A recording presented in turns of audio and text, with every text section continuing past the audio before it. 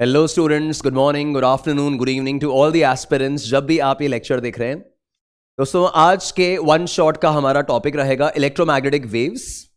Small topic है but important topic है, easy है, बट मेंस एंड बिटसैट के पर्सपेक्टिव से अपन देखें तो लास्ट 4-5 ईयर्स में डायरेक्ट क्वेश्चंस इस चैप्टर से आते रहे हैं, सर्टेन क्वेश्चंस इस चैप्टर से आते रहे हैं। बट इस चैप्टर में डेफिनेटली दोस्तों आपको कुछ चीजें, कुछ इंफॉर्मेशन ऐसी हैं जो ध्यान रखनी है, तो वो मैं अपने वन शॉट में हाईलाइट करूंगा कि कहां कहां पे कुछ चीजें आपको समझनी है, कुछ चीजें आपको ध्यान रखनी होंगी। बट हाँ, ये chapter, then semiconductors chapter, atoms, dual nature, nuclear physics, magnetism, ये सारे चैप्टर्स ऐसे हैं which are easy to handle. Advance के पर्सपेक्टिव से देखें तो डेफिनेटली इनका वेटेज थोड़ा सा अलग हो जाता है, कम हो जाता है, बट मेंस एंड बिटसैट के हिसाब से इन सारे चैप्टर्स पे अपना कमांड अपने ओवरऑल स्कोर को डेफिनेटली बूस्ट करेगा। तो इलेक्ट्रोमैग्नेटिक वेव्स उन्हीं में से एक चैप्टर है, इजी है एंड डेफिनेटली स्कोरिंग है। तो स्टार्ट करते हैं दोस्तों।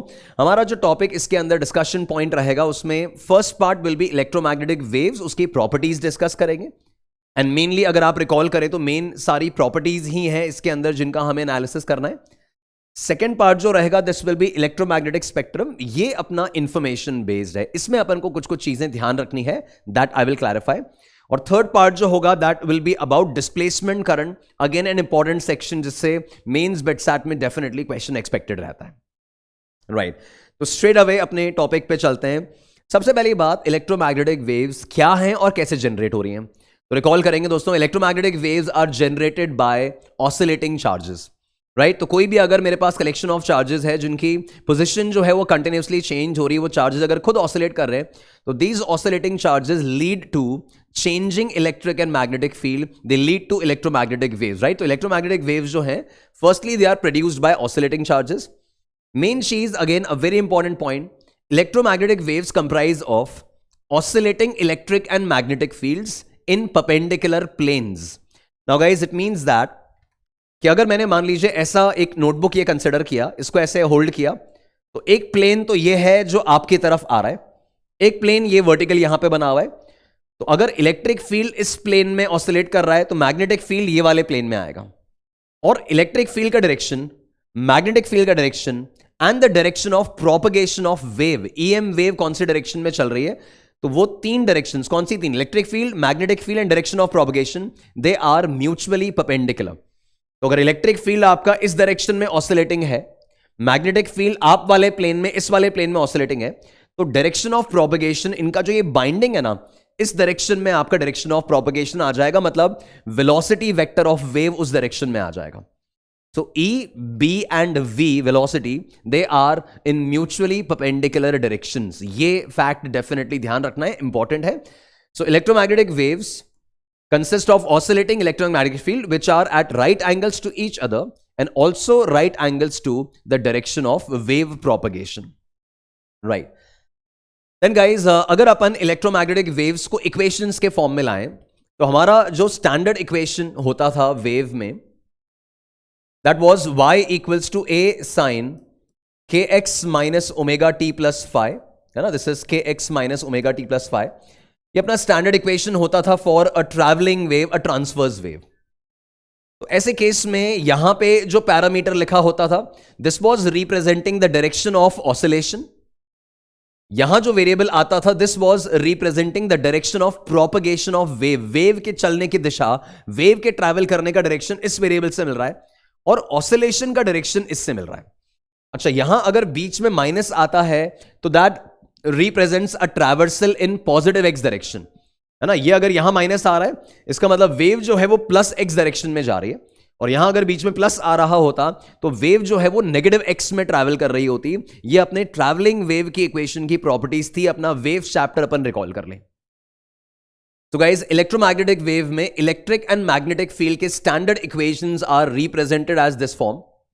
तो आप देखो, ये ई एक्स का मतलब हो गया कि इलेक्ट्रिक फील्ड तो आपका एक्स डायरेक्शन में ऑसिलेट कर रहा है ना, इलेक्ट्रिक फील्ड का ऑसिलेशन एक्स एक्सिस के अलोंग है, और उसकी इक्वेशन आ गई ई naught sine K Z minus omega T. तो जैसे मैंने कहा था, ये वाला जो वेरिएबल है ना, ये वेव के चलने की डायरेक्शन बता रहा है, और बीच में माइनस साइन कह रहा है that the wave is travelling in plus Z direction. तो वेव जो है वो यहां पे प्लस जेड डायरेक्शन में ट्रैवल कर रही है, प्लस Z direction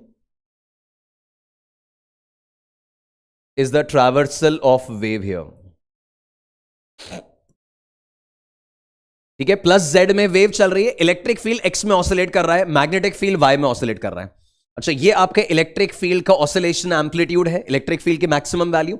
ये मैग्नेटिक फील्ड का ऑसिलेशन मैग्नीट्यूड है, मैग्नेटिक फील्ड की मैक्सिमम वैल्यू, उसका एम्पलीट्यूड. ये Z बता रहा है डायरेक्शन ऑफ प्रोपगेशन, और ये माइनस बता रहा है कि वेव प्लस Z डायरेक्शन में जाएगी.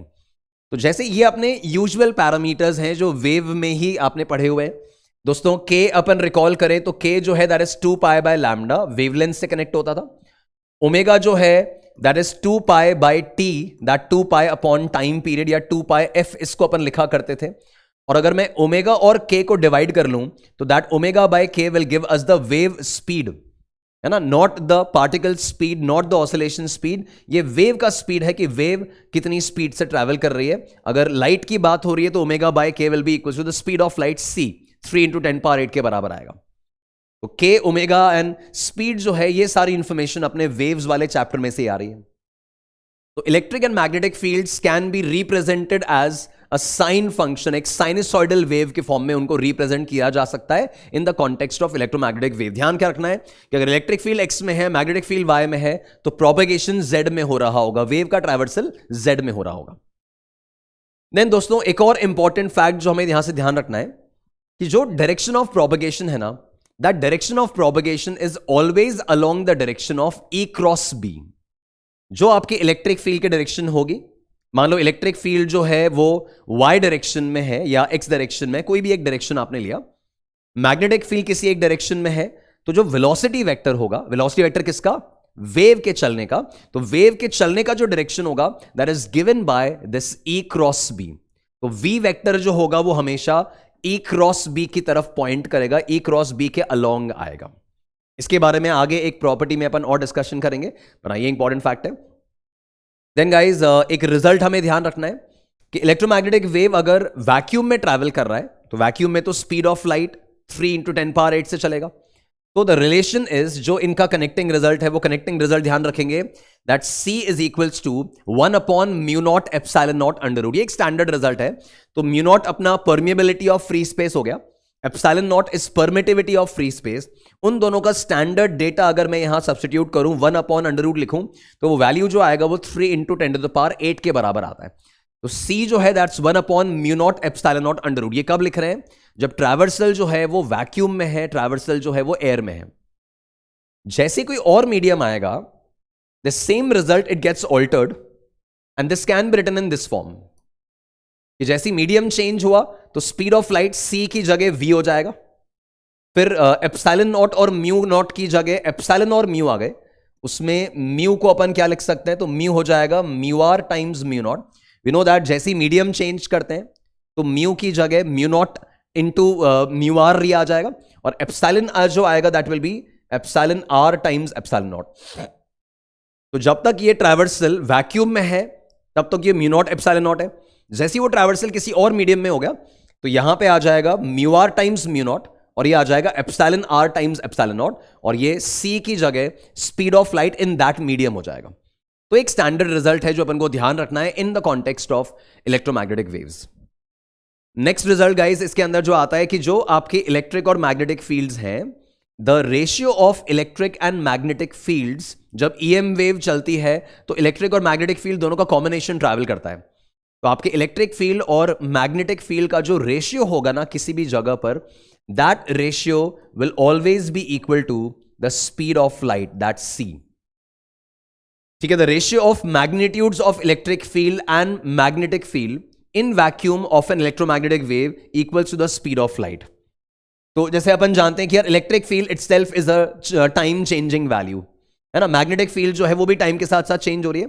तो किसी भी समय पे E और B का जो रेशियो है वो C के बराबर है. इवन इनके अगर अपन मैग्नीट्यूड्स की बात करें, एम्पलीट्यूड्स की बात करें, वो जो आपका E naught by B naught है ना, वो E naught by B naught, उनके एम्पलीट्यूड जो हैं वो भी इस रेशियो में रहेंगे. तो इलेक्ट्रिक और मैग्नेटिक फील्ड का रेशियो जो है वो स्पीड ऑफ लाइट C के बराबर है, वो अपन को ध्यान रखना है. एक ये रिजल्ट हो गया और एक पिछले वाला ये रिजल्ट हो गया. देन फर्दर अपन प्रॉपर्टीज में देखें. अब ये point again very very important. Definitely जो क्वेश्चंस वगैरह रहेंगे उसमें इसका बहुत मेजर रोल है कि जो डायरेक्शन ऑफ प्रोपगेशन है दोस्तों, वो हमेशा ई क्रॉस बी के अलोंग आता है, जो मैं अभी बात कर रहा था आपसे। तो मान लीजिए आपका electric field, magnetic field and the direction of propagation they are mutually perpendicular. तो अपन म्यूचुअली परपेंडिकुलर डायरेक्शंस मान लो ऐसे अगर ये शो कर रहे हैं, ठीक है, तो ये कुछ मैंने X Y and Z direction लिए, और इसमें बोल रहा हूं कि आपका वेलोसिटी जो है ना वो मान लो इस डायरेक्शन में है, वेलोसिटी वेक्टर इस डायरेक्शन में आ रहा है। फिर इलेक्ट्रिक फील्ड जो है, this electric field, let's say this is the electric field direction, electric field Y के अलोंग है, और मैग्नेटिक फील्ड अगर जेड के अलोंग है, तो वेलोसिटी वेक्टर जो आएगा वो हमेशा ई क्रॉस बी के अलोंग आएगा। ये ई के अलोंग फिंगर्स रखो, बी की तरफ घुमाओ, तो ई क्रॉस बी हमेशा वेलोसिटी की तरफ पॉइंट करेगा। तो एक तो ये रिजल्ट हो गया जो मैंने लिखा है। सेकेंड ऑब्जर्वेशन जो अपन को कई बार काम में आएगा, दैट बी कैप जो है, मतलब मैग्नेटिक फील्ड का जो डायरेक्शन है ना, that is always along V cross E. मतलब ये this is just the same way of writing, है ना, this is another way of writing the same thing. जैसे अपना वो आई जे के होता है ना, कि आई क्रॉस जे इज के, जे क्रॉस के इज आई, राइट, ऐसे ही के क्रॉस आई इज जे, उसी तरह से ये भी आपस में रिलेट हो जाएंगे। तो एक तो वी वेक्टर हमेशा ई क्रॉस बी के तरफ आएगा, एक तो वो ध्यान रखो। सेकेंडली अब देखो इसमें अगर मैं v क्रॉस e कर रहा हूं, ये v के अलोंग फिंगर्स रखो और e की तरफ घुमाओ, तो v cross e will be equals to b, ये मैग्नेटिक फील्ड की तरफ आ रहा है। तो एक ये रिजल्ट भी इंपॉर्टेंट है कि b कैप जो है मैग्नेटिक फील्ड का direction can be given by the direction of v cross e। तो v क्रॉस e की तरफ मैग्नेटिक फील्ड पॉइंट करेगा, या फिर e क्रॉस b की तरफ v पॉइंट करेगा, वेलोसिटी पॉइंट करेगा। तो ये रिजल्ट डेफिनेटली अपन को न्यूमेरिकल्स वगैरह में बहुत काम देना है, ये भूलना नहीं है आपको। देन अब जब इलेक्ट्रोमैग्नेटिक वेव चलती है तो of course it carries energy. तो दोस्तों electromagnetic wave it's a combination of electric and magnetic field. तो वो जब ट्रैवल कर रही है तो it is carrying energy in the form of electric field as well as in the form of magnetic field. Energy carry कर रही है, वो इंफॉर्मेशन कैरी कर रही है। तो अपन जानते हैं कि इलेक्ट्रिक फील्ड एनर्जी डेंसिटी कितना होता था, half epsilon naught E square. Capacitor chapter में से याद करें, इलेक्ट्रोस्टैटिक्स पोटेंशियल चैप्टर में से रिकॉल करें। Electrostatic energy density is half epsilon naught E square and magnetic field energy density is B square by 2 mu naught. तो जब electromagnetic wave चल रही है तो उसका जो एनर्जी है that is being shared between electric and magnetic field.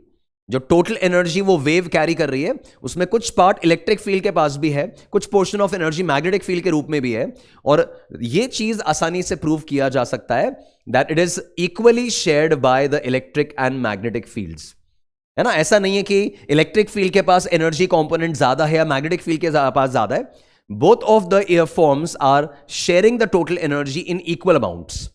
तो इलेक्ट्रिक फील्ड एनर्जी डेंसिटी मतलब बेसिकली मैं कहना चाह रहा हूं कि half epsilon naught E square the electric field energy density is equals to B square by 2 mu naught the magnetic field energy density. Again an important result कि दोनों forms equal amount में share कर रहे हैं। अच्छा, इसका मतलब यह नहीं है कि इलेक्ट्रिक फील्ड और मैग्नेटिक फील्ड की वैल्यू बराबर है। Electric field Newton per coulomb और मैग्नेटिक फील्ड टेस्ला में इनकी वैल्यूज इक्वल नहीं है, केवल एनर्जी ये इक्वल अमाउंट में शेयर कर रहे हैं, बट इनकी वैल्यूज इक्वल नहीं रहेंगी। तो जैसे ही आप E बाय बी का रेशियो देख रहे हो ना, अभी अपनी बात हुई थी E बाय बी का रेशियो क्या है, C है। तो जैसे ही आप E का वैल्यू निकाल रहे हैं तो वो आ रहा है B multiplied by the speed of light. That means guys electric field का जो मैग्नीट्यूड है that is very large in comparison to magnetic field. Energy भले ही दोनों इक्वल शेयर कर रहे हैं, बट इलेक्ट्रिक फील्ड का मैग्नीट्यूड मैग्नेटिक फील्ड से C टाइम्स ज्यादा है, 3 × 10⁸ टाइम्स ज्यादा है। तो मैग्नीट्यूड ऑफ फील्ड स्ट्रेंथ में तो फर्क है, बट एनर्जी शेयरिंग दोनों की इक्वल है। तो द टोटल एनर्जी डेंसिटी अपन निकालें। अब आप रिकॉल करो, ये जो मैंने वैल्यूज लिखी हैं ये टोटल एनर्जी की वैल्यूज नहीं थी, these are the energy densities, right, energy per unit volume. तो half epsilon naught E square electric field वाला हो गया, B square by 2 mu naught energy density magnetic field वाला हो गया। तो total energy density is the summation of these two, that half epsilon naught E square and B square by 2 mu naught अगर मैं add कर रहा हूं तो that will give me the total energy density जब ईएम वेव ट्रैवल कर रही है। दोनों फॉर्म्स ऑफ एनर्जी ऐड कर लिया। अब अभी अपन ने बोला कि यार दोनों फॉर्म्स इक्वल है, तो आप B square by 2 mu naught की जगह भी half epsilon naught E square ही लिख सकते हैं। तो this half epsilon naught E square, इसकी जगह भी वही लिख रहा हूं, half epsilon naught E square. और वो ऐड होके we can write that as epsilon naught E square only. वो ऐड होने के बाद एप्सिलॉन नॉट ई स्क्वायर ही, क्यों? बिकॉज ये दोनों वैल्यूज इक्वल थे, तो उसी फॉर्मेट में आ गया। तो ये एक पॉइंट ध्यान रख रहे हैं, that energy is shared equally amongst electric and magnetic field, दोनों का एनर्जी शेयरिंग इक्वल है। नाउ गाइज सेम चीज यहां पे अपन एनर्जी डेंसिटी वाला जो पॉइंट है ना, वो आरएमएस के फॉर्मेट में भी लिख सकते हैं। तो अभी जो मैंने टर्म लिखा था, this is half epsilon naught E square and B square by 2 mu naught. तो आपका एनर्जी डेंसिटी का टर्म था half epsilon naught E square. अब ई का फंक्शन मैंने क्या लिखा था? E naught sine K Z minus omega T. तो ये half epsilon naught E square plus B square by 2 mu naught है। तो मैग्नेटिक फील्ड क्या लिखा था? It is B square B naught sine K Z minus omega T का whole square upon two mu naught. तो ये मैं जो फंक्शन यहां पे लिख रहा था, half epsilon naught E square and B square by 2 mu naught. तो यहां पे इलेक्ट्रिक फील्ड प्लेस किया, वो साइन फंक्शन जो शुरुआत में पढ़ा, ये B square by 2 mu naught में आपने मैग्नेटिक फील्ड फंक्शन प्लेस किया। अब दोस्तों इसका जब मैं एवरेज वैल्यू निकाल रहा हूं ना, तो अपन जानते हैं कि ये ई स्क्वायर तो ठीक है, साइन स्क्वायर का average is half, right? Sign square का एवरेज इज हाफ। तो ये हो गया आपका हाफ एप्सिलॉन नॉट ई नॉट स्क्वायर, तो ठीक है, और साइन स्क्वायर का मीन किया तो ये हाफ आ गया, प्लस ये B naught square upon 2 mu naught, तो ठीक है, और इस साइन स्क्वायर का हाफ एवरेज ले रहा हूं तो हाफ आ गया।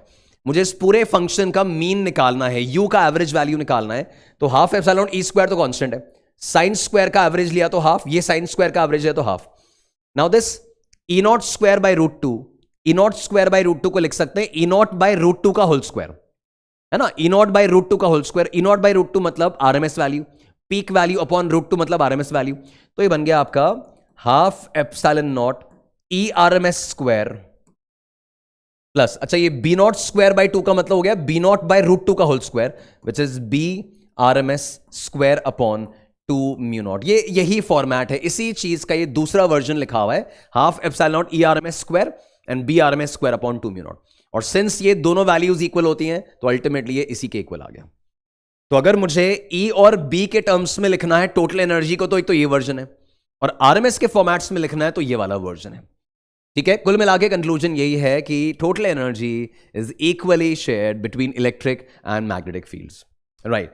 Then guys needless to specify, we all know that electromagnetic waves मतलब आपका पूरा लाइट वेव जो है, पूरा स्पेक्ट्रम जो है, including ultraviolet, infrared, cosmic rays, X rays, microwaves, they are all transverse in nature. Longitudinal नहीं है साउंड की तरह, ट्रांसफर्स हैं, और ट्रांसफर्स हैं that's why they can be polarised, right? Longitudinal waves, ultrasonic, infrasonic, sound wave वगैरह सब ये पोलराइज नहीं होंगी, but transverse wave, electromagnetic wave, पूरा का पूरा spectrum it can be polarised, right?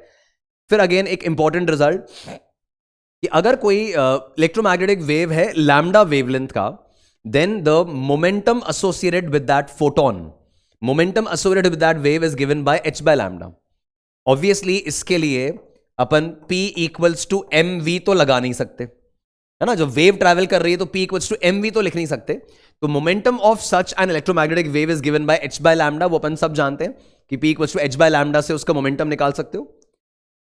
अब अगर कोई भी वेव अगर E amount of energy carry कर रही हो, है ना, कोई वेव अगर मान लीजिए कोई वेव है, रेडिएशन है जो मैंने दीवार की तरफ इंसिडेंट की है, और वो कुछ E amount of energy carry कर रही है, U amount of energy carry कर रही है, तो अगर E उसमें एनर्जी है या फिर मान लो U उसका एनर्जी है, तो दोस्तों ये ध्यान रहे the momentum of that wave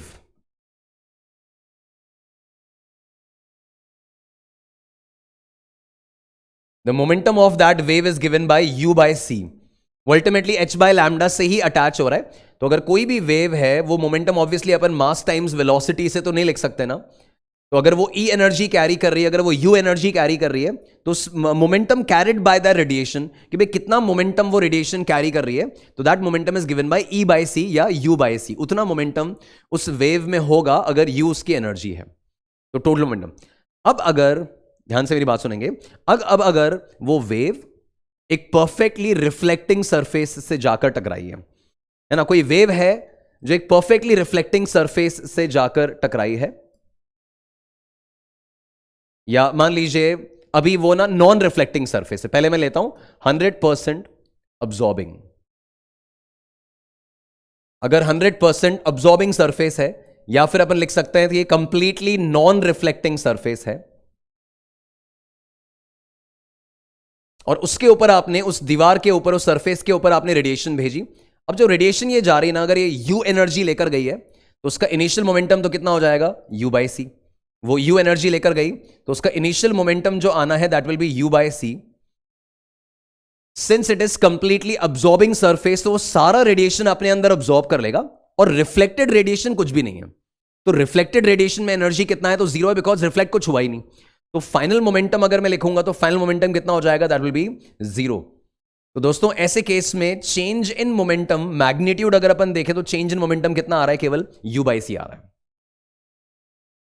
so when the radiation is incident on a perfectly absorbing surface, मतलब रिफ्लेक्ट होके कुछ भी नहीं आए, तो u बाई सी मोमेंटम उसको डिलीवर हुआ, किसको, दीवार को, जिसने अब्सॉर्ब किया, और रिटर्न होके कुछ भी नहीं आया।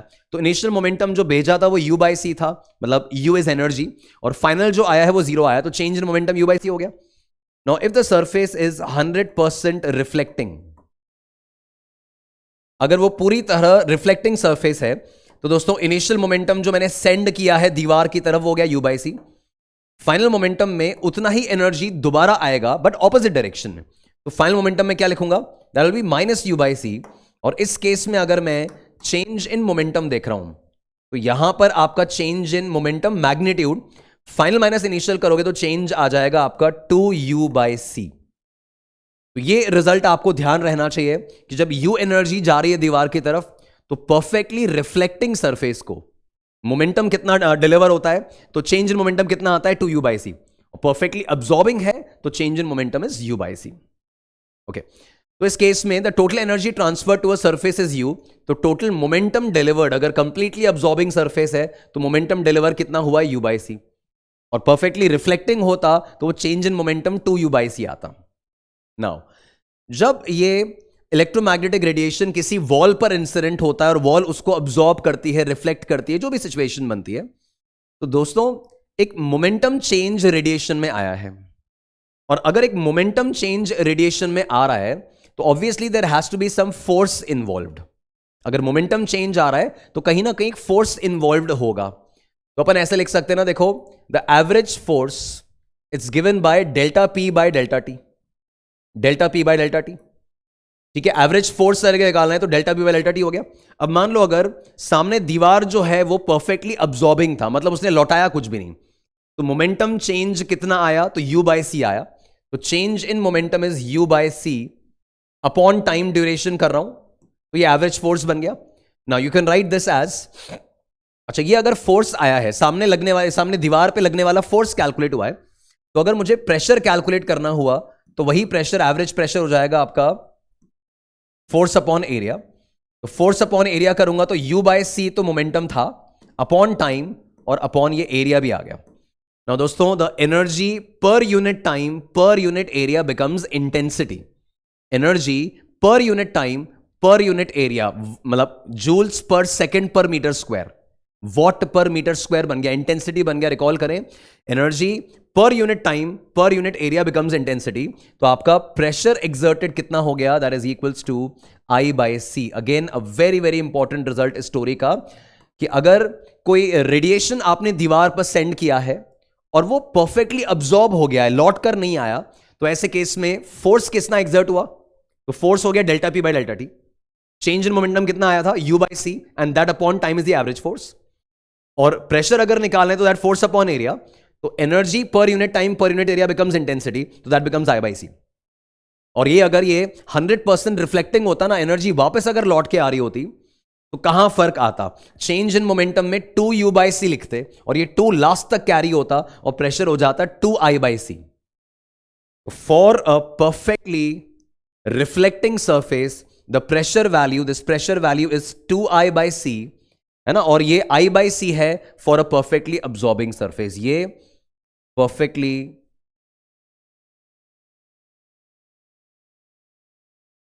अब्सॉर्बिंग सरफेस पे लगने वाला प्रेशर है, और ये परफेक्टली रिफ्लेक्टिंग सरफेस पे लगने वाला प्रेशर है। राइट। तो रेडिएशन जब आप इंसिडेंट कर रहे हो तो वो दीवार से टकराने के बाद अब्सॉर्ब होगा, रिफ्लेक्ट होगा, उसके हिसाब से it will exert a force on the wall, उसके हिसाब से it will exert a pressure on the wall. Results याद रहने चाहिए। I by C perfectly absorbing, two I by C perfectly reflecting. I क्या है? That is the intensity of the incident radiation. कितनी intense radiation भेज गई, unit क्या होगा इंटेंसिटी का? Is joule per second per metre square. Energy per unit time per unit area, that means what पर metre square. Right. तो ये crucial result है, ध्यान रखेंगे। एक और चीज जो न्यूमेरिकल्स में काम आती रही है, इसके डेरिवेशन पे अपन नहीं जाएंगे बट याद रखना है दोस्तों, अगर यहां से कोई रेडिएशन एमिट हो रही है, कोई लाइट सोर्स है, यहां से रेडिएशन एमिट हो रही है, तो वो इधर जाने के बाद एक सर्टेन डिस्टेंस के बाद उसका इंटेंसिटी कितना होगा मान लो, वो निकालना है।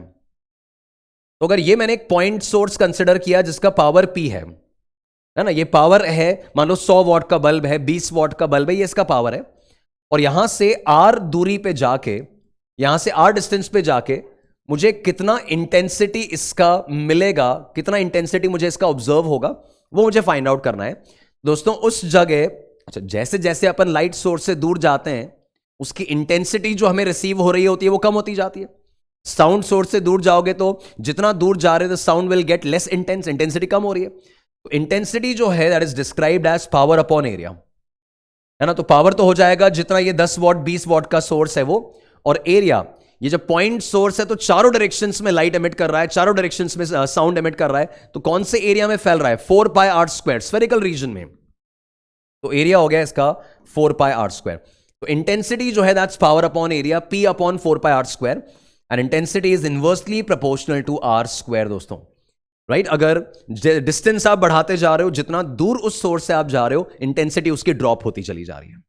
तो ये एक रिजल्ट अपन यूजुअल एटॉमिक स्ट्रक्चर में, साउंड वेव्स में वगैरह में, अलग अलग कॉन्टेक्स्ट में देखते हैं। तो इंटेंसिटी वाला पॉइंट रिकॉल करना है।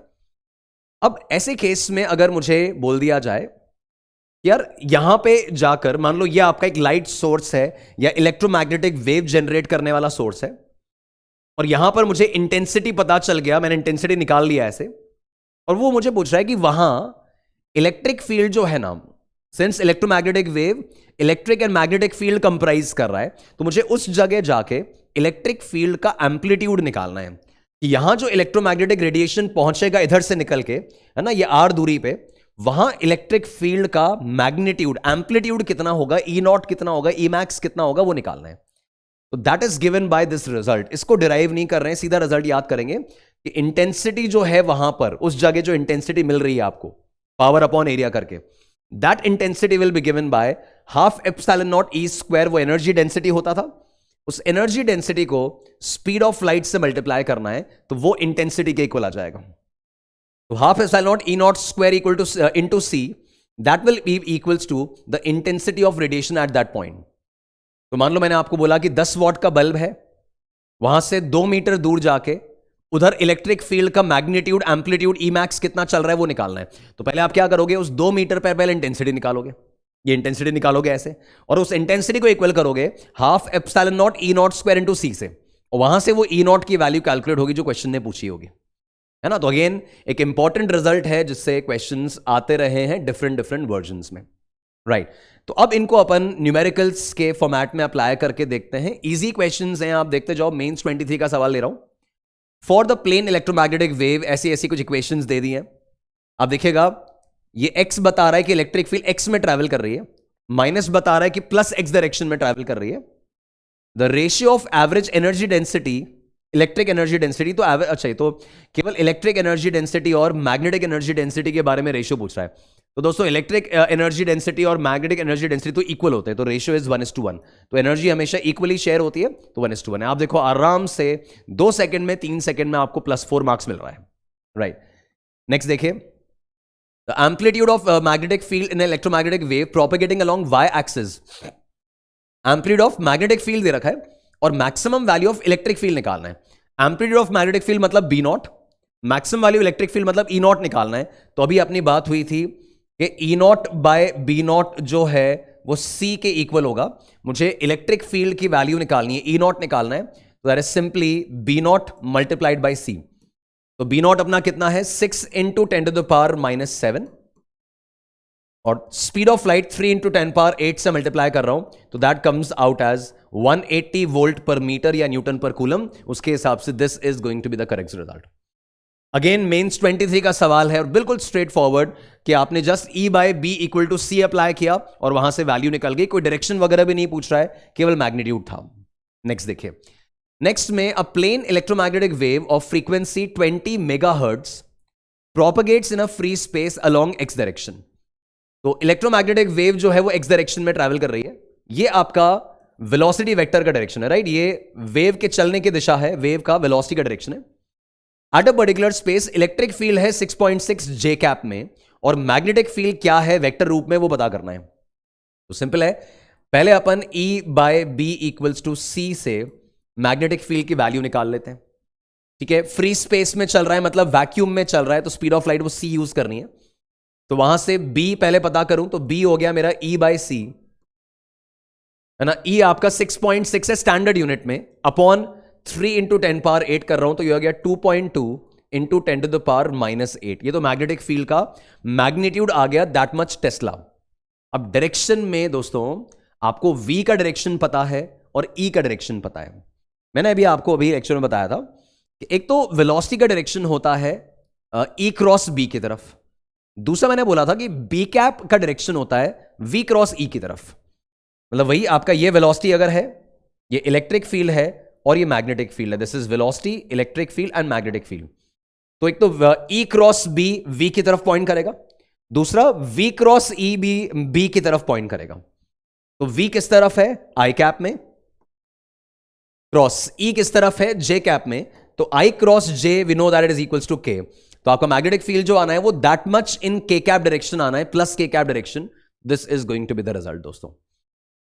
ठीक है, तो मैग्नीट्यूड तो E/B से निकाल लिया, और डायरेक्शन के लिए ध्यान रखो E×B V की तरफ है या फिर V×E B की तरफ आएगा, उसके हिसाब से अपनी कैलकुलेशन सेट कर सकते हो। सिंपल है। नेक्स्ट क्वेश्चन, नेक्स्ट देखिए, it says light with an energy flux. Energy flux नाम जब आता है ना, उस समय यूनिट ध्यान दो, देखो यूनिट आ रहा है what per centimetre square. What मतलब पावर हो गया, सेंटीमीटर स्क्वायर मतलब एरिया हो गया, तो इट्स पावर पर यूनिट एरिया, मतलब ये इंटेंसिटी है। तो एनर्जी फ्लक्स नाम जब भी आएगा, इसका मतलब ultimately it is representing intensity. तो ये इंटेंसिटी का ही वैल्यू दे रखा है दोस्तों, ये आई के वैल्यू दे रखी है। It is falls on a non reflecting surface, 100% absorbing surface है। The surface has an area दे रखा है। The average force exerted on the surface during 30 minute time span. तो अभी आपने डिस्कस किया था कि जब प्रेशर कैलकुलेशन करना है, ये मैंने आपको एक फॉर्मूला याद करवाया अभी, कि जब सरफेस के ऊपर लाइट इंसिडेंट करते हो प्रेशर कितना एक्सर्ट हो रहा है वो निकालना है। तो नॉन रिफ्लेक्टिंग में प्रेशर I/C है और कंप्लीटली रिफ्लेक्टिंग में 2I/C है। तो प्रेशर कितना हो गया? I/C, और फोर्स कितना हो जाएगा? That force is pressure multiplied by that area, है ना? पहले प्रेशर निकाल लेंगे I/C से, और फोर्स कितना लग रहा है तो प्रेशर इंटू एरिया से। तो देखो प्रेशर तो हो गया I/C, तो I हो गया आपका 18 वॉट पर सेंटीमीटर स्क्वायर, तो 10⁻⁻4। अच्छा, एरिया आगे सेंटीमीटर स्क्वायर में ही है तो कोई दिक्कत नहीं है, तो आपका ये what per centimetre square unit जो है वो ठीक चल रहा है। ठीक है, तो दिस इज प्रेशर I/C। तो I तो ये हो गया, C हो गया 3 × 10⁸ मल्टीप्लाइड बाय एरिया, जो है एरिया आ रहा है मेरा 20 सेंटीमीटर स्क्वायर, तो दिस इज 20 सेंटीमीटर स्क्वायर। तो centimetre square gets adjusted and this comed out to be 120 × 10⁻⁸। 120 10⁻⁸ मतलब 1.2 10⁻⁶ न्यूटन, ये मेरा फोर्स का वैल्यू आ रहा है ना? कैलकुलेशन आप देख लेंगे, आई थिंक करेक्ट है बिल्कुल। तो मैंने क्या किया, पहले I/C कर लिया, तो I/C और मल्टीप्लाइड बाय एरिया कर रहा हूं, तो वहां से फोर्स की वैल्यू मिल रही है। तो अगेन इंपॉर्टेंट रिजल्ट है कि पहले प्रेशर कैलकुलेशन हो गई और प्रेशर को आप एरिया से मल्टीप्लाई कर रहे हो तो आपको फोर्स मिल रहा है। सिंपल हिसाब किताब है। नेक्स्ट क्वेश्चन देखो again. Now guys, a point source of 100 watt emits light with 5% efficiency. 5% efficiency से लाइट एमिट हो रही है at a distance of 5 metre from the source. The intensity produced by electric field. Intensity produced by the electric field. Intensity निकालनी है। अब यार 100 what का bulb जो है, तो ये 100 वॉट तो कंजम्पशन है इसका, ये 100 वॉट इलेक्ट्रिसिटी कंज्यूम कर रहा है, बट एफिशिएंसी इसकी 5% है। तो एनर्जी जो इसने एमिट किया है ना, पावर जो ये एमिट करेगा, ये पावर तो कंजम्पशन वाला है, एमिट इसका 5% ही कर रहा है, मतलब 5 वॉट पावर हो गया। अब इंटेंसिटी मैंने सीखा है, इट्स पावर अपॉन एरिया, तो पावर अपॉन एरिया के हिसाब से पावर तो हो गया आपका 5, ठीक है। एरिया जो आएगा वो हो जाएगा 4 पाई आर स्क्वायर। आर कितना है, कितना दूर जाना है अपन को, 5 मीटर दूरी पे देखना है, तो 5 मीटर में ये रेडियस 5 मीटर ले लिया, ये 5 square. So guys, that comes out as 1/20 pi. That's 1/20 pi watt per meter square. That becomes the intensity. 1/20 pi watt per meter square. That becomes the intensity. तो जस्ट मुझे intensity पता करना था, तो पहले तो मैंने पावर पता किया, केवल 5% एफिशिएंसी है, तो 100 वॉट कंज्यूम कर रहा है, बट 5 वॉट एमिट करेगा। Intensity is power upon area, area में वो 5 मीटर दूरी पे जाना है, तो 5 मीटर का पूरा स्फीयर बनेगा और 4 पाई आर स्क्वायर में उसकी एनर्जी बट जाएगी, वहां से इंटेंसिटी निकाल लेंगे। यहां आ गया नेक्स्ट क्वेश्चन, देखो मेंस 22 का है, magnetic field of a plane electromagnetic wave is given by this. Magnetic field दे रखी है, the amplitude of electric field would be, magnitude निकालना और डायरेक्शन निकालनी। अगेन सिमिलर सवाल है, मेंस 22 का है, आप देखो रिपीट हो रहा है वो कैटेगरी। तो पहले एम्पलीट्यूड ऑफ इलेक्ट्रिक फील्ड, तो guys simply E by B equals to speed of light. अब यहां आप देखोगे ना, तो स्पीड ऑफ लाइट क्या होगा, मैंने भी आपको बोला था कि x का कोएफिशिएंट जो है वो होता है k, तो this is kx plus omega T. तो अगर अपन स्पीड ऑफ वेव देखें तो स्पीड ऑफ वेव होता है ओमेगा बाय k। तो ओमेगा कितना है, तो 1.5 इंटू 10 टू द पावर 11, और k कितना है, तो 0.5 इंटू 10 टू द पावर 3। ये अपन सॉल्व करेंगे ना, तो ये 3 इंटू 10 टू द पावर 8 ही आ रहा है, which is the speed of light. तो ऑब्वियसली ये वैक्यूम में ही चलने का मैटर है, कि मीडियम कौन सा है वो अगर पता करना हो तो ओमेगा बाय के डिवाइड कर लो, पता चल गया कि भाई वैक्यूम में ही चल रही है लाइट। तो ये तो V आ रहा है, तो E by B equals to C है, मुझे E फाइंड आउट करना है, तो E हो जाएगा B इंटू सी। B है 2 into 10 to the power -8 and C है 3 इंटू 10 टू द पावर 8। तो ये तो आपका 6 टेस्ला, तो ये 6 न्यूटन पर कूलम या 6 वोल्ट पर मीटर, तो इलेक्ट्रिक फील्ड मैग्नीट्यूड आ गया। अब डायरेक्शन निकालनी है, तो अपन जानते हैं कि E क्रॉस B V के अलोंग होना चाहिए, है ना। आपका E cross B should be parallel to the velocity vector। तो हमारा मैग्नेटिक फील्ड किस डायरेक्शन में है, मैग्नेटिक फील्ड जे कैप में है। वेव किस डायरेक्शन में चल रही है, ये एक्स डायरेक्शन में चल रही है, बीच में प्लस साइन आया मतलब नेगेटिव एक्स में ट्रैवल कर रही है, तो ये वेलोसिटी है नेगेटिव एक्स में, negative I cap. Magnetic field जो है that is plus J cap, तो guys this cross J cap should be equals to minus I cap, है ना। आराम से समझ में आ जाएगी बात कि E क्रॉस B बराबर V आना चाहिए, तो dash cross J cap is equals to minus I cap, तो K क्रॉस J हमारा माइनस आई कैप होता है। तो इलेक्ट्रिक फील्ड जो आ रहा है वो K कैप में आ गया, 6 Newton per coulomb, K cap मतलब Z एक्सिस के अलोंग, ये अपना आंसर आ गया। तो अगेन मेंस 22 का सवाल है, जस्ट E बाय B बराबर C लगाया, E निकाला, डायरेक्शन वाला फंडा लगाया, उससे आंसर आया। सिंपल क्वेश्चन है, मजे से +4 मिल रहा है। Next, identify the correct statements from the description of properties of EM waves. EM waves की प्रॉपर्टीज में से हमें ढूंढना है। In a plane electromagnetic wave, electric field and magnetic field must be perpendicular, सही, and each other and along the direction of propagation, wrong. ये direction of propagation के भी परपेंडिकुलर होते हैं, उनके अलोंग नहीं होते। Energy in electromagnetic wave is divided equally between electric and magnetic field, सही बात है। Both electric and magnetic field are parallel to each other, वहीं गलत हो गया कि एक दूसरे के पैरेलल कहां से होंगे। Electric and magnetic field are direction and direction of propagation must be perpendicular to each other, perfect है। ये E, B और प्रोपगेशन तीनों आपस में परपेंडिकुलर हैं, ऑप्शन कहां है, हाँ। The ratio of amplitude of magnetic field to the amplitude of electric field B upon E is equal to speed of light, wrong. ये तो E बाय B होता है, तो ये भी रॉन्ग हो गया।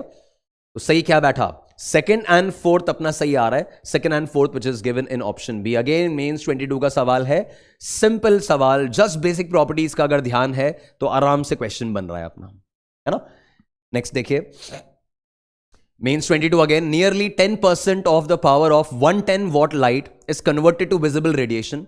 The change in average intensities of visible radiation at a distance 1 meter from the bulb and to a distance 5 meter is this much, then value of A is. Again simple calculation है, simple situation है। 110 में से 10 what केवल radiate हो रहा है, मतलब 11 what. 110 तो उसने लाइट कंज्यूम किया है, रेडिएट कितना किया उसका 10%, मतलब 11 वॉट उसने रेडिएट किया है। तो 11 वॉट का बल्ब है, वो इंटेंसिटी पूछ रहा है कि यार 1 मीटर पे इंटेंसिटी और 5 मीटर पे जो इंटेंसिटी है ना, उसका डिफरेंस कितना है, उसका चेंज कितना है वो निकालना है। वो चेंज a इंटू 10⁻⁻2 है, वो a निकालना है हमें। तो दोस्तों बेसिकली चेंज इन इंटेंसिटी पता करना है। Intensity is power upon area. Power कितना एमिट हुआ है, तो 11 वॉट हुआ है, तो 11/4πr²। आर स्क्वायर में एक तो आएगा 1। सेकेंडली 11/4πr², दूसरा डिस्टेंस कितना दे रखा है, दूसरा डिस्टेंस दे रखा है 5, तो 4πr²। This is the difference in intensities. Intensities power upon area, power radiate कितनी हो रही है उसका 10%, मतलब 11 वॉट, और 4πr²। आर डिस्टेंस पे इंटेंसिटी निकालना है, तो आर कितना हो गया, एक जगह 1 मीटर, एक जगह 5 मीटर। अब इसको अपन कैलकुलेट कर लें तो वी हैव 11/4π, और अंदर ब्रैकेट में आ रहा है आपका 24/25। ठीक है, इसको फर्दर सॉल्व करें तो यहां पे अगर मैं कैलकुलेशन में आप देखिए बन रहा है, दिस इज 11 इंटू 24/100π। ठीक है, इसने 10⁻⁻2 पूछा है, तो ये फैक्टर हो गया। तो मुकुल मिला के मुझे कैलकुलेशन में क्या करना है, तो ये 24 इंटू 11/3 कर रहा हूं, तो ये 3.14 यहां डिवाइड किया, तो ये 8 से थोड़ा छोटा वैल्यू आएगा, है ना। तो कुछ आपका 84-85 के आसपास का कैलकुलेशन बनना है। वो आप देख लेंगे कि इसके अंदर अप्रोक्सीमेटली मेरा 3.22/7 उससे अब कैलकुलेशन बना रहे हैं, तो 77, हाँ ये कुछ अराउंड 83-84 के आसपास की वैल्यू आ रही है ना। तो ये अप्रोक्सीमेटली 84 इंटू 10⁻⁻2 83-84 के आसपास की वैल्यू, वो एक बार आप वेरीफाई कर लोगे। बट करना सिंपली यही है कि आपने दो इंटेंसिटीज का फर्क निकाला और वो चेंज आपसे पूछ रहा था, वहां से ए मिल गया, राइट। तो again simple formula, simple result based है। नेक्स्ट देखिए, the electric field intensity produced by the radiation, Mains 21 का सवाल है, coming from 100 watt bulb, the electric field intensity, electric field की वैल्यू मांग रहा है ये। So at a distance 3 metre is E, तो electric field intensity from the radiation 60 watt at the same distance will be. तो ये मैंने अभी आपको बताया कि अगर वो इलेक्ट्रिक फील्ड इंटेंसिटी मांगे ना आपसे, इलेक्ट्रिक फील्ड की वैल्यू मांगे इंटेंसिटी की कैलकुलेशन से, तो मेरा फॉर्मूला भी था कि intensity is equals to ½ε0 into C. तो अगर आप किसी जगह पर लाइट का इंटेंसिटी जानते हो ना, तो वहां पे आप इलेक्ट्रिक फील्ड की वैल्यू भी निकाल सकते हो इस फॉर्मूले से। यार यहां से 100 वॉट का बल्ब था, उस 100 वॉट ने रेडिएट किया, यहां इंटेंसिटी कितनी है, पावर अपॉन एरिया। अब यहां इंटेंसिटी मिल गई, तो यहां इलेक्ट्रिक फील्ड कितनी है, ये वाला फॉर्मूला अप्लाई करो। अब इंटेंसिटी मैं जानता हूं होता है पावर अपॉन एरिया, तो power upon 4πr², that is equals to electric field निकालनी है, तो ½ε0 इंटू सी से जाना पड़ेगा। इसमें फर्दर अपन ऑब्जर्व करें तो दोस्तों क्या क्या अलग है, पावर अलग अलग है, दो अलग अलग पावर गिवन है, 100 वॉट एंड 60 वॉट, पावर अलग अलग है। सेम डिस्टेंस पे कैलकुलेशन करनी है, आर की वैल्यू सेम है, तो R is a constant, 4π constant, half constant, ε0 constant, C constant, that means power is directly proportional to E²। ये रिजल्ट आ गया। तो पावर क्या है, 100 watt upon 60 watt, P1 upon P2, that will be equals to E1² upon E2²। ठीक है, यहां से मुझे निकालना क्या है, E2 कैलकुलेट करना है। E1 की वैल्यू E दे रखी है, तो E2 हो गया मेरा 60/100, 3/5, तो under root of 3/5 times E1। तो इसने बोला था under root of x/5 times E, तो ये x की वैल्यू जो है वो 3 आ रही है, दैट्स आवर आंसर। तो जस्ट मैंने इंटेंसिटी और इलेक्ट्रिक फील्ड वाला जो कनेक्शन आपको बताया था ना, उसी का सीधा एप्लीकेशन है, और आपने वहां रेशियो से अपनी इवैल्यूएशन बना रखी है। सिंपल है, मेंस 21 का सवाल है, आराम से +4 मिल रहा है अपने को। नेक्स्ट देखिए, Mains 21 again, if this much average force is exerted by a light wave, average force exert होने की बात आ रही है on a non reflecting surface, non reflecting surface, area दे रखा है 40 मिनट टाइम स्पैन में, देन द एनर्जी फ्लक्स, मैंने कहा था एनर्जी फ्लक्स मतलब इंटेंसिटी, यूनिट क्या दिख रहे हो, watt per centimetre square, watt per centimetre square मतलब पावर पर यूनिट एरिया, केवल इंटेंसिटी मांगी है। तो दोस्तों प्रेशर जो है, that pressure is non reflecting surface I/C, force जो होगा that is simply pressure into area, तो प्रेशर इनटू एरिया। तो इसमें फोर्स मुझे दे रखा है 2.5 इंटू 10⁻⁻6, ये फोर्स हो गया, that is equals to pressure is I/C, तो I मुझे निकालना है, upon C, C is 3 into 10⁻8 into area, area is 30 centimetre square. ठीक है, अब यहां ऑलरेडी सेंटीमीटर स्क्वायर में कैलकुलेशन चल रही है, तो ये आपका बन जाएगा 10 power 7 10 power -1 sorry +1 and the answer is coming out to be 25, I think 25 ही बच रहा है, तो 25 वॉट पर सेंटीमीटर स्क्वायर। एक बार कैलकुलेशन देखेंगे तो 10 है, दिस इज 10 पावर 7 मल्टीप्लाई हुआ 10 पावर 1 और 25 बच रहा है, तो this is 25 what per centimetre square, वो अपना इंटेंसिटी आ रहा है। तो सिंपली प्रेशर लिखा, फोर्स प्रेशर इनटू एरिया किया, फोर्स दे रखा था, आई की वैल्यू निकालनी थी, सिंपल एप्लीकेशन है, मेंस 21 का सवाल है। नेक्स्ट राइट, क्या कह रहा है, light of uniform intensity shines on a perpendicularly on a totally absorbing surface, वही non reflecting, fully illuminating the surface, then if the area of the surface is decreased, the radiation pressure remains the same and the radiation force decreases.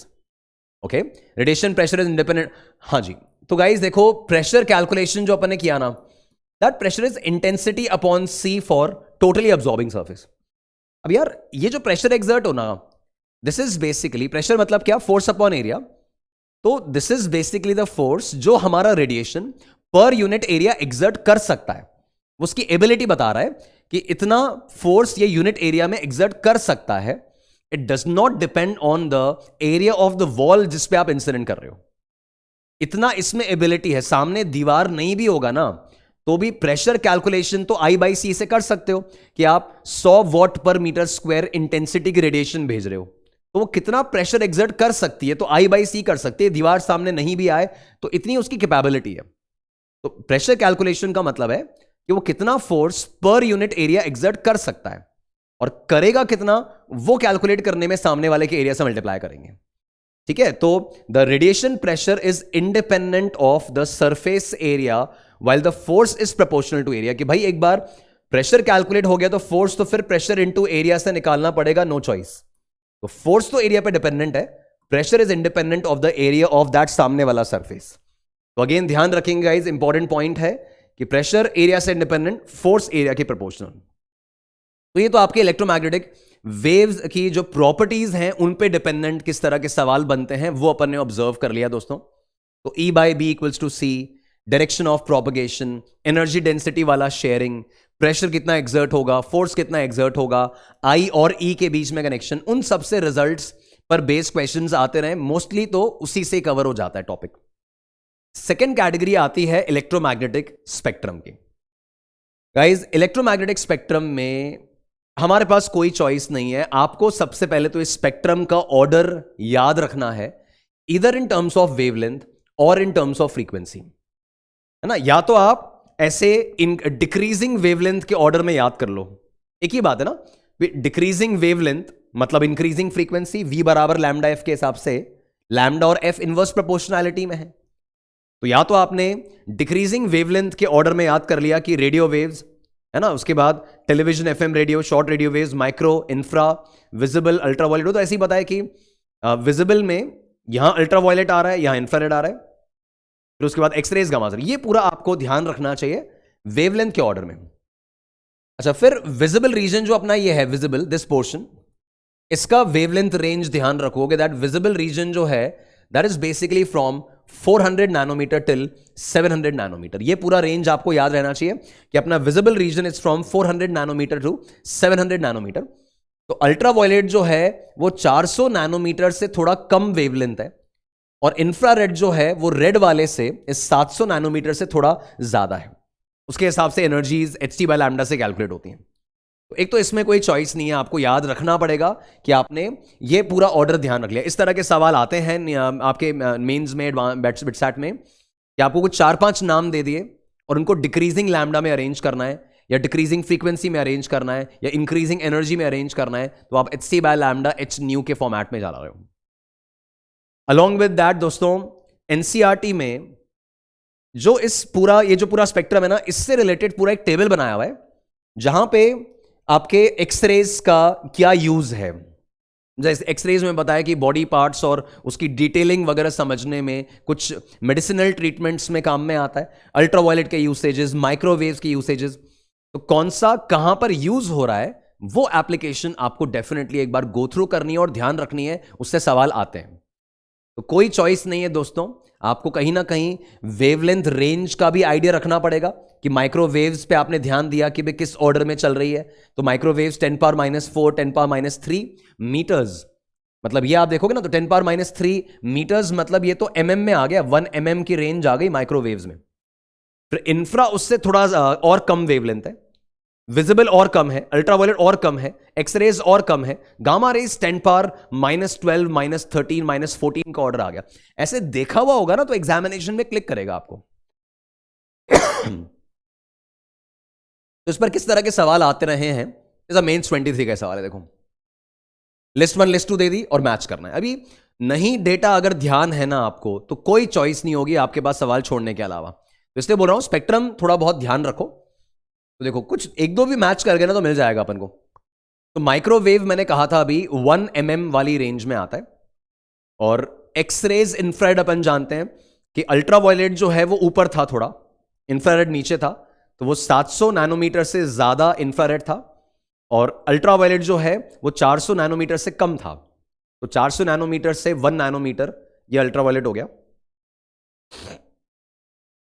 Right. तो इस case में अगर अपन देखें तो अपनी evaluation के हिसाब से अपना आंसर जो बनेगा, जैसे क्यू जो है ना अल्ट्रावायलेट, तो वो तो बन जा रहा है।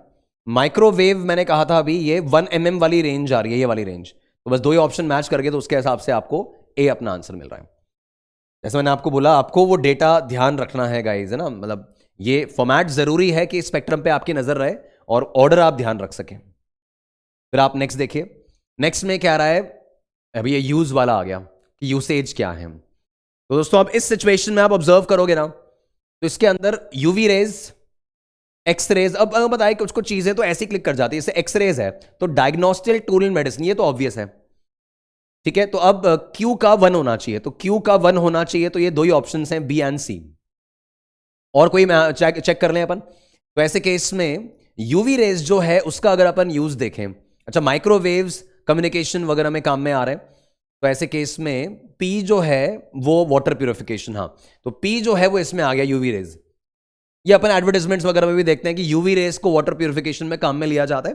तो पी जो होगा वो 2 हो जाएगा और क्यू जो है वो 1 है, तो सफिशिएंट है, अपना ये आंसर आ गया। तो ऐसे थोड़ा बहुत यूज पढ़ा हुआ होगा ना, बेसिक सेंस से भी क्वेश्चन मैनेज हो रहा है और आराम से +4 ले लोगे आप। नेक्स्ट कैटेगरी देखो, नेक्स्ट में दोस्तों, हाँ अब देखो ये मेंस 20 का सवाल है और लैम्डा पर बेस्ड आ गया पूरा। अब इस सिचुएशन में अपन ऑब्जर्व करें तो वेवलेंथ ऑफ डिफरेंट पार्ट्स के हिसाब से चलना है। X rays, micro, radio, visible. अब ये अगर मैं आपको फोटो दिखाऊं, अब ये रिकॉल करो तो मैंने सबसे पहले वो नीचे बोला था कि वो डिक्रीजिंग, ये स्पेक्ट्रम पे आ जाओ, है ना, ये डिक्रीजिंग लैम्डा का ऑर्डर मैंने कहा था। सबसे नीचे रेडियो आ रही है, फिर माइक्रो है, इंफ्रा, विजिबल, अल्ट्रावायलेट। उसके हिसाब से उस क्वेश्चन में चेक करें तो सबसे बड़ी वेवलेंथ रेडियो वेव्स की है, फिर उसके बाद माइक्रो है, उसके बाद विजिबल है, और एक्सरेज सबसे ऊपर वाले अकेला है। तो ये आपका डिक्रीजिंग वेवलेंथ का ऑर्डर बन गया। केवल थोड़ा बहुत स्पेक्ट्रम ध्यान रखा और आराम से सवाल बन रहा है। तो दोस्तों ये वाली प्रोफाइल आपको ध्यान रखनी है, इसमें कोई खास बहुत डिटेलिंग लॉजिक और वो नहीं है, आपको मेमोरी बेस्ड है, आपको ध्यान रखना है, पिक्चर थोड़ा मन में बना के रखना है, थोड़े यूसेज याद रख लेने हैं कि अल्ट्रावायलेट कहां काम आ रहा है, माइक्रोवेव्स कहां काम आ रही हैं, रेडियो वेव्स कहां काम आ रही हैं, विजिबल का क्या यूज है ना, थोड़े अपने एनसीईआरटी में से वो पढ़े और उसके बेसिस पे आराम से सवाल बनेंगे आपके। एक तो ये पूरी कैटेगरी हो गई। फिर अब देखो इलेक्ट्रोमैग्नेटिक वेव्स, एक और ये स्टेटमेंट वगैरह के क्वेश्चंस बहुत बनते हैं इसके ऊपर। Electromagnetic waves are not deflected by electric and magnetic field, सही है, कोई चार्ज तो है नहीं कि ये इलेक्ट्रिक और मैग्नेटिक फील्ड से डिफ्लेक्ट हो, जस्ट इलेक्ट्रिक और मैग्नेटिक फील्ड का कॉम्बिनेशन ही तो है। Amplitude of electric field is given bye, ये गलत है ना, ये अपन जानते हैं कि E0/B0 जो है वो C के बराबर होता है, और C जो है वो तो 1/μ0ε0 है, ये इसके इक्वल नहीं है। तो statement 2 is false, 1 is true, 2 is false. तो ये आपका सेकंड ऑप्शन जा रहा है। अगेन आसान सवाल है बट मेंस 23 का ही आया हुआ क्वेश्चन है दोस्तों, आप देख लो, राइट। नेक्स्ट ये जो टॉपिक आ रहा है, again this is displacement current. Simple है बट अगेन मेंस के हिसाब से इंपॉर्टेंट है, तो समझना है, ध्यान रखना है, राइट। सो दोस्तों डिस्प्लेसमेंट करंट जो है ना वो इस चीज को, इस कॉन्सेप्ट को स्टैब्लिश करता है that a changing electric field produces a magnetic field. जैसे इलेक्ट्रोमैग्नेटिक वेव्स का प्रोपगेशन क्या है? इलेक्ट्रोमैग्नेटिक वेव का प्रोपगेशन मतलब it's a combination of electric magnetic field. So a changing magnetic field gives rise to an electric field. A changing electric field then gives rise to a magnetic field. और ये दोनों एक दूसरे को produce करते हुए साथ साथ प्रोपगेट कर रहे हैं. तो फैराडेज वाली स्टोरी में हम ये जानते हैं, समझते हैं कि changing magnetic field electric field बनाती है, but changing electric field magnetic field बनाती है. ये फिर मैक्सवेल की स्टोरी से, मैक्सवेल के रिजल्ट्स वगैरह से जज किया गया. और उसी लीग में, उसी कहानी में एक पॉइंट है अबाउट डिस्प्लेसमेंट करंट. दोस्तों, डिस्प्लेसमेंट करंट की इंपॉर्टेंस इस हिसाब से भी है that to maintain the continuity of magnetic effects.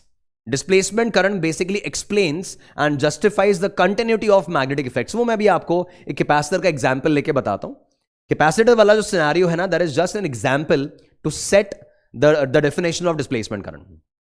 तो बेसिकली मैक्सवेल्स थ्योरी के हिसाब से there was an inconsistency in the Ampere's circuital law. जो एम्पियर सर्किटल लॉ था, B.dl का line integral equals to mu naught times I enclosed. Maxwell के हिसाब से there was an inconsistency in that equation. और वहां उसको कंसिस्टेंट बनाने के लिए एक चेंज सजेस्ट किया गया कि जो आपका B.dl का लाइन इंटीग्रल है, which is equals to mu naught times I enclosed, इसको और कंसिस्टेंट बनाने के लिए एक नया टर्म इंट्रोड्यूस किया गया which was displacement current. तो उस चीज को मैं एक्सप्लेन करता हूं, but before that I would mention displacement current basically electromagnetic waves की प्रोपगेशन को एक्सप्लेन करता है कि changing electric field leads to magnetic field and changing magnetic field leads to electric field. और ये बिना किसी कंडक्शन करंट के, बिना किसी इलेक्ट्रॉन के फ्लो के डिस्प्लेसमेंट करंट के रूप में ट्रैवर्सल चल रहा है. इलेक्ट्रोमैग्नेटिक वेव्स का डिस्प्लेसमेंट करंट के रूप में ट्रैवर्सल चल रहा है. तो एक ऐसा मीडियम जहां वैक्यूम है, एक ऐसा जगह जहां पे कोई कंडक्टर नहीं है, एक ऐसी जगह जहां पे कोई इलेक्ट्रॉन्स नहीं है, वहां पे भी करंट का फ्लो मेंटेन हो सकता है, but not in the form of conduction current. ये इलेक्ट्रॉन वाला फ्लो करंट नहीं है, ये चेंजिंग इलेक्ट्रिक फील्ड की वजह से कॉन्स्टिट्यूट होने वाला करंट है, कॉल्ड द डिस्प्लेसमेंट करंट. तो मैक्सवेल बेसिकली सजेस्ट कि propagation of EM waves displacement current के बेसिस पे सेटअप किया जा सकता है. मैग्नेटिक इफेक्ट्स की कंटिन्यूटी डिस्प्लेसमेंट करंट के बेसिस पे सेटअप की जा सकती है. तो थ्योरी में ऐसा सजेस्ट किया गया. अब ये एक एग्जाम्पल है डिस्प्लेसमेंट करंट को सेटअप करने के लिए, एक तरीका है डिस्प्लेसमेंट करंट को इंट्रोड्यूस करने के लिए, कि जब एक कैपेसिटर अपने चार्जिंग फेज में होता है, मान लीजिए आपने कैपेसिटर प्लेट्स कंसिडर की और इस कैपेसिटर को अपन एक बैटरी लगाकर चार्ज कर रहे हैं, इस पे चार्ज लगातार बढ़ रहा है ना, धीरे धीरे इसका चार्ज इंक्रीज हो रहा है. आपने एक बैटरी लगाई है और चार्ज ट्रांसफर हो रहा है, चार्ज इस पे लगातार बढ़ते जा रहा है और कुछ टाइम बाद इस पे फाइनल चार्ज, मैक्सिमम चार्ज पहुंचेगा. तो during the charging phase we know that circuit में कुछ ना कुछ करंट चल रहा होगा. ये आपका करंट है IC, called the conduction current, जो अपना नॉर्मल करंट होता है, इलेक्ट्रॉन्स के फ्लो की वजह से होता है, जो बेसिकली दैट ड्रिफ्ट स्पीड और वो वाली कहानी अपनी होती है. तो ये नॉर्मल करंट है which is basically flowing in the wires during the charging of the capacitor. अब सिंस इस वायर में करंट चल रहा है तो ऑब्वियसली ये अपने पास आसपास एक मैग्नेटिक फील्ड बनाएगा, ये तो ऑब्वियस पॉइंट है. तो ये अपने आसपास एक मैग्नेटिक फील्ड बना रहा है. बट जैसे अपन कैपेसिटर के बीच वाले रीजन में देख रहे हैं ना, तो वहां कोई कंडक्टर नहीं है, वहां कोई फ्री इलेक्ट्रॉन्स नहीं है, वहां कंडक्शन करंट नहीं चल सकता. फिर इसके बाद यहां देखेंगे तो यहां अगेन आपका कंडक्शन करंट है, तो यहां फिर वो मैग्नेटिक फील्ड क्रिएट हो रही है. तो यहां मैग्नेटिक फील्ड की डिसकंटिन्यूटी सेटअप हो रही थी, है ना. ये वो इनकंसिस्टेंसी थी जो एम्पियर सर्किटल लॉ में मिली कि यहां करंट चल रहा है, मैग्नेटिक फील्ड सेटअप हो रही है, यहां करंट चल रहा है, मैग्नेटिक फील्ड सेटअप हो रही है, बट यहां बीच में कोई कंडक्टर्स नहीं है, कोई इलेक्ट्रॉन्स नहीं है, कोई करंट नहीं चल रहा है. तो मैग्नेटिक फील्ड की डिसकंटिन्यूटी बन रही है, मैग्नेटिक इफेक्ट की डिसकंटिन्यूटी बन रही है. अलोंग विद दैट एक और बात ये प्रोजेक्ट की गई, यार अगर मैं यहां पर एक एम्पीरियन लूप बनाता हूं, इस वायर को एनसर्कल करता हुआ एक एम्पीरियन लूप बनाता हूं, तो as per ampere circuital law B.dl का line integral will be equals to mu naught times I enclose. इस एम्पीरियन लूप में आई एनक्लोज्ड कितना है, तो IC है. अब अगर मैं सेम सिचुएशन ले लूं, है ना, सेम सिचुएशन कंसिडर करूं, पर इस एम्पीरियन लूप का शेप में ऐसा ले लूं कि कंडक्टर के अंदर से जा रहा है. पेरीमीटर उसका वही है, पेरीफेरी उसकी उतनी ही है, पर वो लूप जो मैंने यहां से घुमा के लिया, तो उसमें क्या होगा गाइज, अब यहां से करंट क्रॉसिंग कितना है, यहां से करंट क्रॉसिंग तो 0 है। अब जो लूप मैंने लिया है ना, उसमें से तो कोई करंट क्रॉस नहीं कर रहा, बिकॉज ये तो अब कैपेसिटर प्लेट्स के बीच में आ गया। तो इस वाले नए लूप के लिए LHS तो रहा सेम, B.dl तो रहा same, but right hand side में आई एनक्लोज्ड की वैल्यू हो गई 0। Now this was the inconsistency जो मैंने यहां पे कहा कि सेम पेरीमीटर का एम्पीरियन लूप है, उसमें लेफ्ट हैंड साइड सेम आ रही है बट राइट हैंड साइड बदल गई। This can not be possible, ये सिचुएशन पॉसिबल नहीं थी। तो वो मिसिंग टर्म जो है ना, कि वायर्स जब तक हैं तब तक तो करंट कौन सा है, कंडक्शन करंट है, नॉर्मल इलेक्ट्रॉन वाला करंट है। बट जैसे ही आप कैपेसिटर के अंदर आ जाते हो तो वहां कंडक्शन करंट नहीं है, वहां एम्पियर सर्किटल लॉ में जो जगह बनाता है वो करंट है डिस्प्लेसमेंट करंट। और जैसे उस डिस्प्लेसमेंट करंट को अपन इनकॉर्पोरेट करते हैं, वो कहानी आपकी एम्पियर सर्किटल लॉ की दोबारा सही हो जाती है। तो अब उसको मैं आपको बताता हूं किस तरह से वो सेटअप हो रहा है। तो मान लीजिए आप एक कैपेसिटर में, एक कैपेसिटर की चार्जिंग आप देख रहे हैं। तो अब ये जो कैपेसिटर है, मान लीजिए इस पे कुछ सिग्मा चार्ज डेंसिटी आ चुकी है प्लेट्स पर, इस पे माइनस सिग्मा है। तो बीच में जो इलेक्ट्रिक फील्ड बनती है, तो वो इलेक्ट्रिक फील्ड कितनी होगी, we know that this is sigma by epsilon naught net electric field. Sigma by epsilon naught मतलब Q by A epsilon naught आपकी नेट इलेक्ट्रिक फील्ड हो गई। अब इतना इलेक्ट्रिक फील्ड बन रहा है। अब यार इसको अगर मैं मान लीजिए फ्लक्स कैलकुलेशन में यूज करूं, तो प्लेट एरिया, जैसे इलेक्ट्रिक फील्ड का अगर फ्लक्स निकाल रहे हैं तो वो जाएगा E इंटू ए। तो इस इलेक्ट्रिक फील्ड की वजह से यहां अगर एक क्रॉस सेक्शन बना लें, यहां एक शीट अगर बना लें, तो उसको क्रॉस करते हुए इलेक्ट्रिक फील्ड लाइन से तो फ्लक्स कितना जा रहा है, तो E इंटू ए। तो E इंटू ए कर रहे हैं तो फ्लक्स कितना आ रहा है, दिस इज Q बाय ए।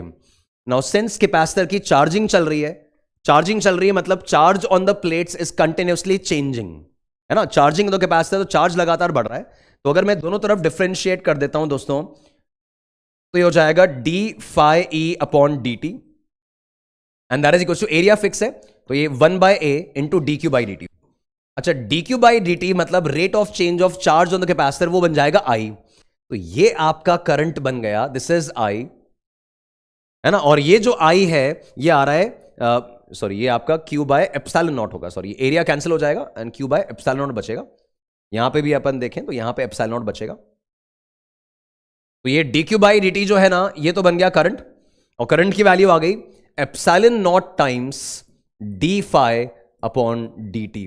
तो दोस्तों ये जो करंट कॉन्स्टिट्यूट हुआ है due to the changing charge, due to the changing electric field, कहां, कैपेसिटर प्लेट्स के बीच में, due to the changing flux, कौन सा, जो कैपेसिटर प्लेट्स ने फील्ड बनाई हुई थी उसकी फ्लक्स के चेंजेस, उसके कारण जो करंट कॉन्स्टिट्यूट हुआ है, this is being named as the displacement current. ये केवल कैपेसिटर प्लेट्स के बीच में होता है and this is due to the change in electric flux created by the plates.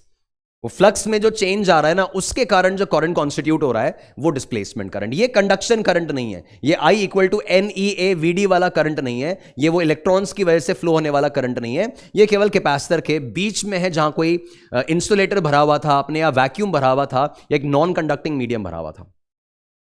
तो ये आ गया epsilon naught D phi by D T, ये याद रखना है आपको। तो डिस्प्लेसमेंट करंट जो है this is epsilon naught D phi by D T. तो जैसे ये कहानी सेटअप हुई ना, तो इन्होंने एम्पियर्स सर्किटल लॉ जो है उसी को चेंज कर दिया कि भाई ये जो टोटल करंट है ना, वो टोटल करंट सिर्फ कंडक्शन करंट नहीं है, that total current is basically IC plus ID। मतलब the current value should be the summation of conduction current and displacement current. और कंडक्शन करंट तो नॉर्मल जो होता है वही है, और डिस्प्लेसमेंट करंट ये वाला आ गया। तो आउटसाइड द कैपेसिटर, अगर कैपेसिटर के बाहर अपन देख रहे हैं, तो कैपेसिटर के बाहर आपका ID का वैल्यू 0 हो जाएगा, डिस्प्लेसमेंट करंट 0 हो जाएगा। इसका मतलब basic net current should be equals to IC only. तो B.dl के लाइन इंटीग्रल में म्यू टाइम्स IC आएगा, कहां, कैपेसिटर के बाहर, और वो मैग्नेटिक फील्ड बनाने का कारण बनेगा। वो तो हमें पहले ही पता है कि नॉर्मल करंट जब चलता है, कंडक्शन करंट, तो वो मैग्नेटिक फील्ड बनाता है, और मैग्नेटिक फील्ड का कारण बनेगा कौन, कंडक्शन करंट। जब मैं इनसाइड द कैपेसिटर गया, तो इनसाइड द कैपेसिटर तो इंसुलेटिंग मीडियम है, तो कंडक्शन करंट अंदर 0 है, बट वहां डिस्प्लेसमेंट करंट प्रेजेंट है, वो ID हो गया। दोस्तों यहां अब B.dl का लाइन इंटीग्रल हो जाएगा म्यू नॉट टाइम्स ID।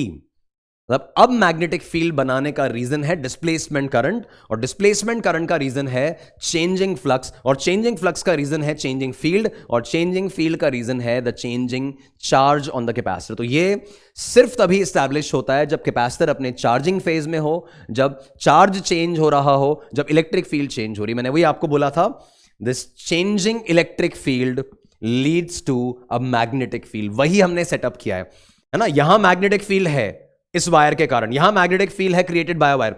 यहां मैग्नेटिक फील्ड का क्या हुआ, ऐसे डिसकंटिन्यूटी थोड़ी होगी मैग्नेटिक इफेक्ट्स में। तो यहां भी मैग्नेटिक फील्ड है, बट वो कंडक्शन करंट ने सेटअप नहीं की है, वो डिस्प्लेसमेंट करंट ने सेटअप की है, वो चेंजिंग इलेक्ट्रिक फील्ड ने मैग्नेटिक फील्ड बनाई है। ये आपका इंप्लीकेशन है अबाउट डिस्प्लेसमेंट करंट। तो इसको अब एम्पियर्स सर्किटल लॉ की जगह एम्पियर्स मैक्सवेल लॉ कहा जाता है। जो बी डॉट डी एल बराबर mu naught times I enclose था ना, उसको रीअरेंज किया, चेंज किया, और बोला कि भाई बी डॉट डी एल का integration will be equals to mu naught times I conduction plus mu naught times I displacement. तो यही फंक्शन जो पहले mu naught times I C था ना, वो बन गया mu naught times I C plus mu naught times I D. तो जब कैपेसिटर के बाहर हो तो आई डी जीरो हो जाएगा, और कैपेसिटर के अंदर हो तो आई सी जीरो हो जाएगा। अब बी डॉट डी एल हमेशा किसी ना किसी चीज के इक्वल जरूर रहेगा। तो वहां उस कहानी में, उस नॉन कंडक्टिंग मीडियम में करंट कौन सा चल रहा है, डिस्प्लेसमेंट करंट चल रहा है, फ्लक्स के चेंज की वजह से चल रहा है, फील्ड के चेंज की वजह से चल रहा है, और उसी ने मैग्नेटिक फील्ड बनाई है। दोस्तों, चार्जिंग ऑफ अ कैपेसिटर में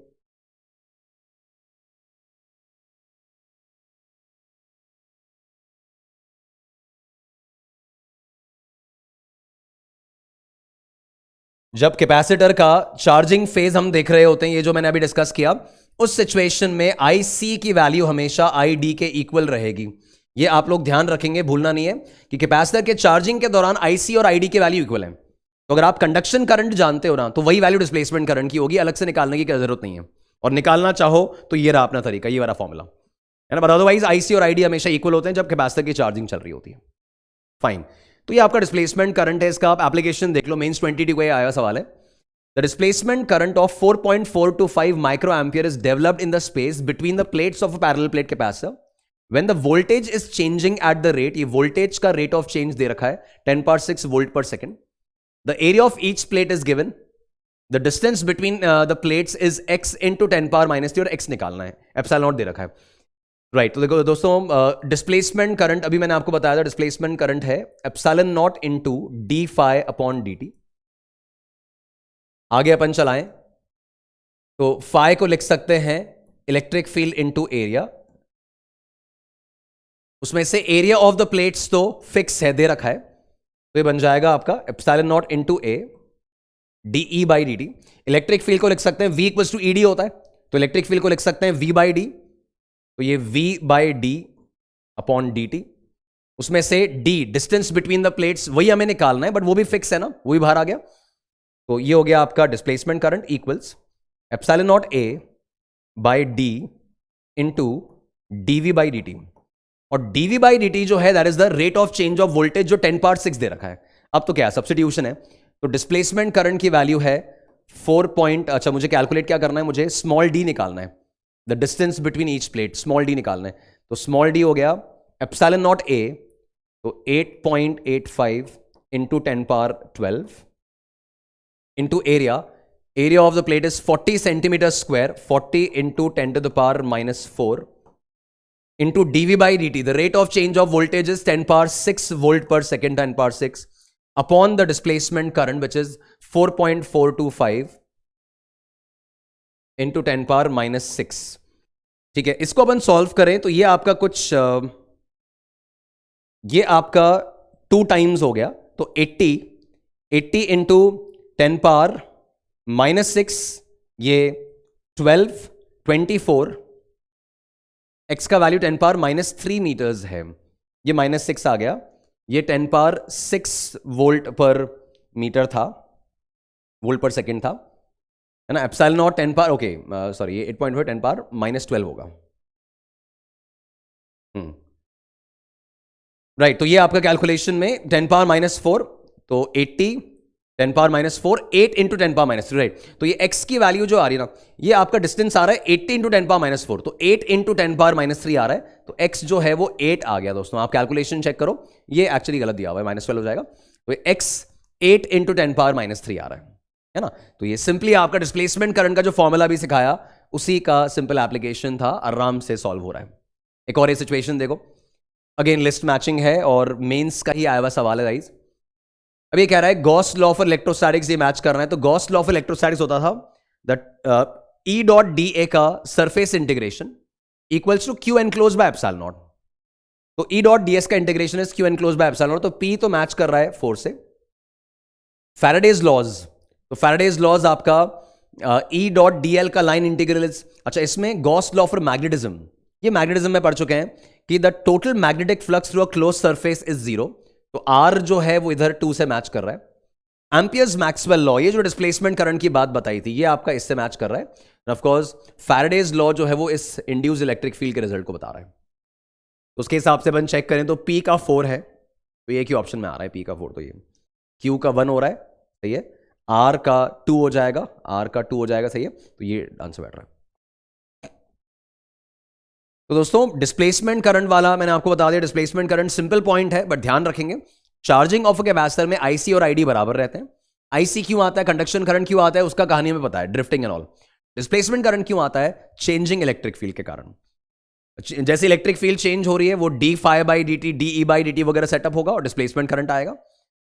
डिस्प्लेसमेंट करंट जिस इलाके में आएगा वहां कंडक्टिंग मीडियम नहीं है, वहां कोई इलेक्ट्रॉन्स वगैरह नहीं है, एक नॉन कंडक्टिंग मीडियम भी है, वैक्यूम भी है, वहां पे भी चेंजिंग इलेक्ट्रिक फील्ड एक चेंजिंग मैग्नेटिक फील्ड बनाएगी, और वो डिस्प्लेसमेंट करंट का फ्लो एक तरह से अपन देख सकते हैं फॉर इलेक्ट्रोमैग्नेटिक वेव्स का प्रोपगेशन, राइट। तो गाइज जैसा मैंने आपको बोला, मेरे ख्याल से we come to the end of this session, right. तो इलेक्ट्रोमैग्नेटिक वेव्स सिंपल पॉइंट्स थे, बस उनकी एप्लीकेशंस पे ध्यान देंगे। स्टार्टिंग में मैंने प्रॉपर्टीज आपको बताई, वो आप सारे ध्यान रखें। C equals to 1 by mu naught epsilon naught under root E by B equal to C, direction of propagation E cross B की तरफ होता है, फिर वो V cross E B cap की तरफ पॉइंट करता है, वो वाली बात। एनर्जी डेंसिटी इक्वली शेयर होती है। एवरेज फोर्स कैसे निकालना है, प्रेशर कैसे निकालना है, प्रेशर एरिया से इंडिपेंडेंट है ना। फिर मान लीजिए, मान लो अगर उसी क्वेश्चन में अगर ऐसा होता ना कि सामने वाला जो वॉल है वो 100% रिफ्लेक्टिंग नहीं है, 20% रिफ्लेक्टिंग है, तो अगर वो 20% रिफ्लेक्टिंग होता तो आप इनिशियल मोमेंटम तो लिखते U बाय C। अब 20% रिफ्लेक्टिंग है तो उसने 80% अब्सॉर्ब कर लिया और 20% ही लौटाया, तो फाइनल मोमेंटम को आप लिखते -0.2 U by C, 20% he energy वापस आ रही है, और चेंज इन मोमेंटम को आप लिखते हैं फाइनल माइनस इनिशियल के हिसाब से -1.2 U बाय C, और मैग्नीट्यूड होता तो माइनस हटा लेते। अब average force is delta P by delta T, pressure is force upon area, और सारी कहानी में जैसे टोटली अब्सॉर्बिंग में I बाई C था, टोटली रिफ्लेक्टिंग में 2I बाई C था, और इस केस में 1.2I बाई C हो जाएगा, उस हिसाब से आप चेंज कर लोगे। ऐसे क्वेश्चंस में क्या करते हैं, सामने वाली दीवार की अब्सॉर्प्टिविटी रिफ्लेक्टिविटी देते हैं कि उसकी अब्सॉर्प्टिविटी है लेट्स से 60%, तो 60% अब्सॉर्ब करेगा, 40% रिफ्लेक्ट कर देगा, तो ये 0.4 U बाई C आप वापस लौटाओगे, और उसके बाद वापस से सेम कैलकुलेशन। वो पूरा कंट्रोल में होना चाहिए, स्पेक्ट्रम पूरा कंट्रोल में होना चाहिए, और फाइनली आपका डिस्प्लेसमेंट करंट। तो इन पोर्शंस को एक बार तरीके से अपन रैप अप कर लें दोस्तों, और आराम से इस चैप्टर के सवाल आप मेंस और बिटसैट में बना सकोगे, राइट।